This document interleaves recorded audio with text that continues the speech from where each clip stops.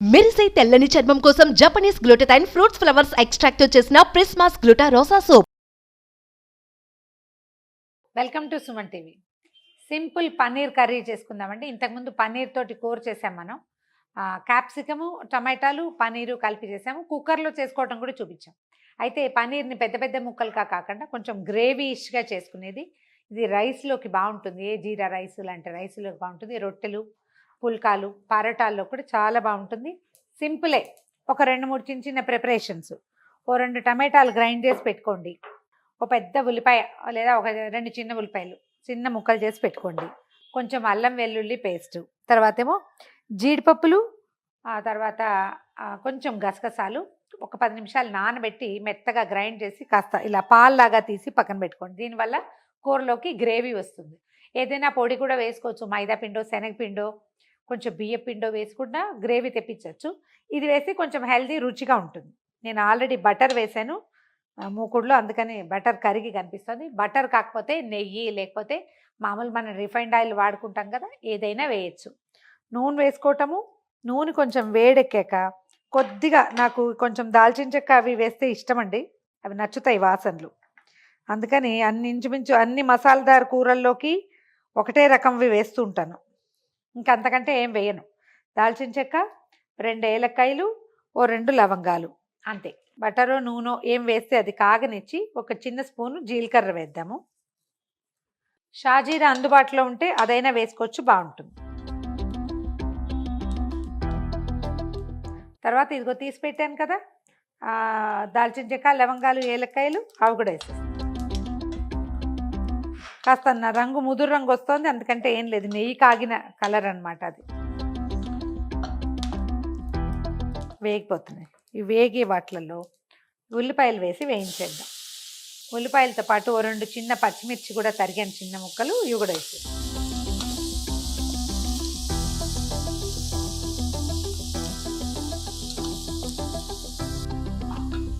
కొద్దిగా ఉప్పు చల్లుదాము. మనకి ఉల్లిపాయలు చకచక వచ్చేస్తాయి.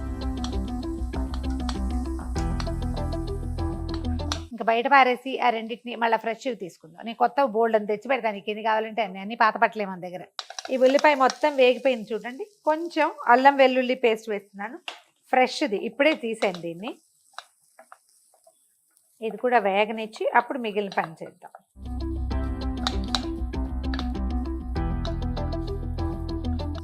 అల్లం వెల్లుల్లి ముద్ద బాగా వేగనివ్వకపోతే వాసన బాగుంటుందండి, ఏదో వెగటి వాసన వస్తుంది.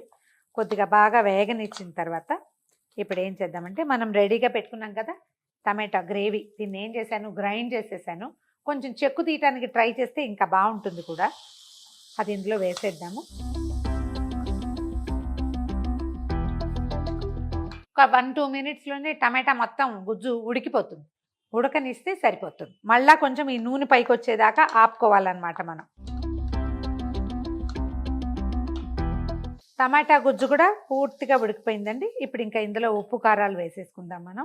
ఇందాక కొంచెమే వేసాను కదా సాల్ట్, ఇప్పుడు వేస్తాను మిగిలింది. కావాల్సినంత సరిపడగా ఉప్పు, తర్వాత కొంచెం ఎర్రటి కారము. ఈ కాశ్మీరీ లాల్ మిర్చి అని వస్తుంది చూడండి, ఇప్పుడు అలాంటిది వాడుకోవచ్చు. 1 స్పూను ధనియాల పొడి,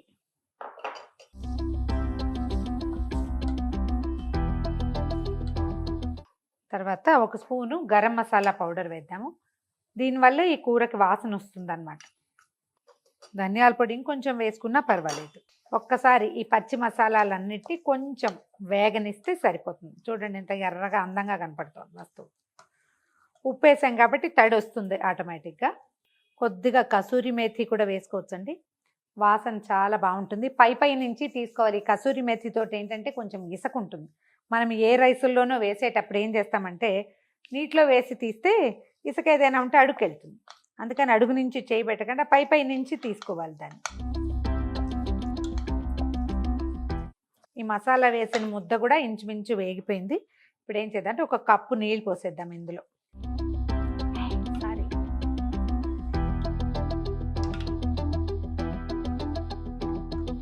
ఈ నీళ్లతోటి ఈ మసాలా ఉడికి తెరలే లోపల మనం ఏం చేయొచ్చు అంటే, ఇందాక నేను చెప్పాను జీడిపప్పు కొంచెం గసాలు వేసా, ఒక 6-7 పప్పులు, ఒక చిన్న స్పూన్ గసగసాలు ఆ పాల్లాగా రుబ్బి పెట్టాను, అది ఇందులో వేసేస్తా.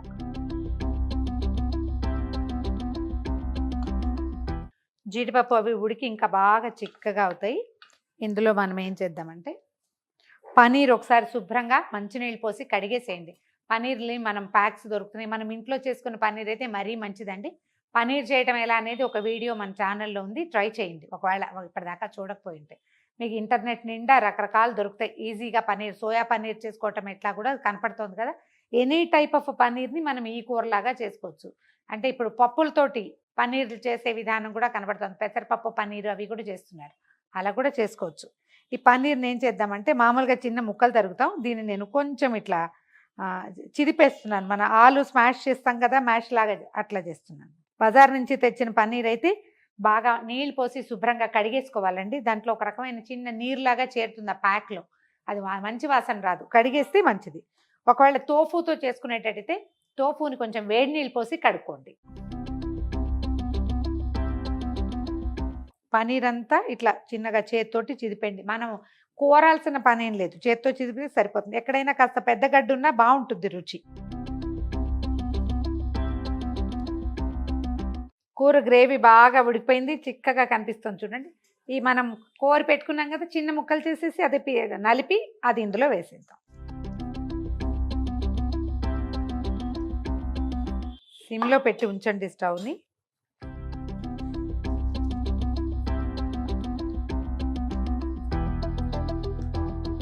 మామూలుగా మనం పనీర్ వేసుకునేటప్పుడు ఏం చేస్తామంటే పీసెస్ తరిగాక కొంచెం వేయిస్తాము కొన్నిసార్లు.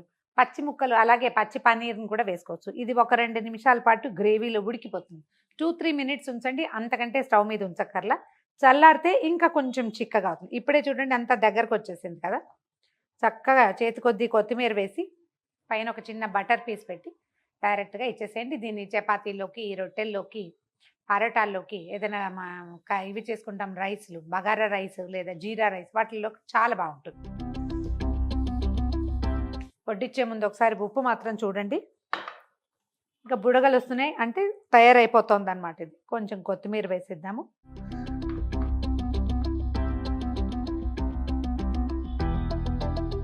పనీర్ వేసాక ఒక 2-3 మినిట్స్ ఉడకనిస్తే సరిపోతుంది, అంతకంటే అక్కర్లేదు.